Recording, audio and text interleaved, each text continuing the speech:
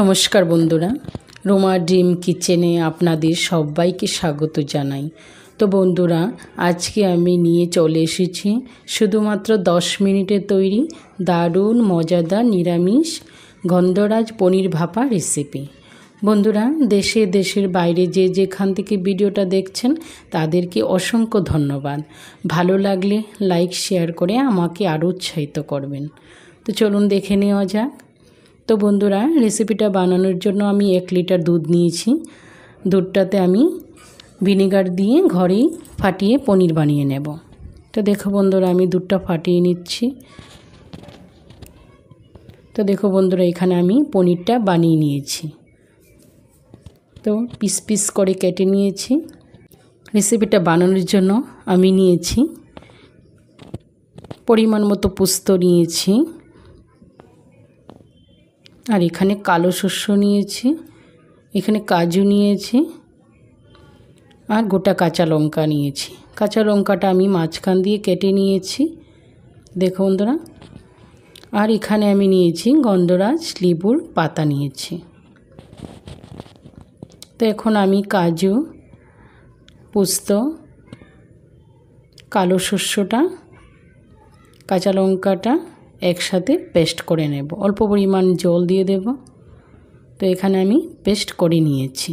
তো দেখো বন্ধুরা, আমার পেস্ট হয়ে গেছে। এখানে আমি প্যানটা বসিয়ে দিয়েছি। এখানে আমি 1 চামচের মতো সাদা তেল দিয়ে দিয়েছি, 1 চামচের মতো লবণ দিয়ে দিয়েছি। এখানে আমি পনিরটা হালকা করে ভেজে নেব। তো কোনো প্রকার আমি হলুদ দেব না, এখানে হালকা করে আমি সাদাই ভাজবো পনিরটা। তো দেখো বন্ধুরা, আমার পনিরটা ভাজা হয়ে গেছে। এখানে আমি একটা টিফিন বক্স নিয়েছি। তো এখানে আমি পেস্টটা ঢেলে দেব। তো দেখো বন্ধুরা, পেস্টটা দিয়ে দিয়েছি। এখানে আমি পনিরগুলো সবগুলো একসাথে দিয়ে দিয়েছি। 1 চামচ পরিমাণ লবণ দিয়ে দেব। তো দেখো বন্ধুরা, সবগুলো একসাথে আমি মিলিয়ে নেব হাতে। তো দেখো বন্ধুরা, মিলিয়ে নিয়েছি। এখন আমি উপর দিকে কাঁচা লঙ্কা ছড়িয়ে দিয়ে দেব, একে একে দিয়ে দেব। তো দেখো বন্ধুরা, আমার দেওয়া হয়ে গেছে। এখন আমি গন্ধরাজ লেবুর পাতাটাও দিয়ে দেব। এখানে আমি উপর দিয়ে অল্প পরিমাণ মতো সর্ষের তেল উপর দিকে দিয়ে দেব। তো দেখো বন্ধুরা, আমি দিয়ে দিয়েছি। এখন আমি টিফিন বক্সের ঢাকনাটা সুন্দর করে লাগিয়ে দেব ভালো করে। তো দেখো বন্ধুরা, এখানে আমি একটা বড় কড়াই বসিয়েছি, এখানে গরম জল ফুটিয়ে নিয়েছি। তো আমি টিফিন বক্সটা এখানে দিয়ে দেব। তো একটা ঢাকনা দিয়ে আমি ঢাকা চাপা দিয়ে দেব 10 মিনিটের মতো, শুধু 10 মিনিটের মতো কুক করব।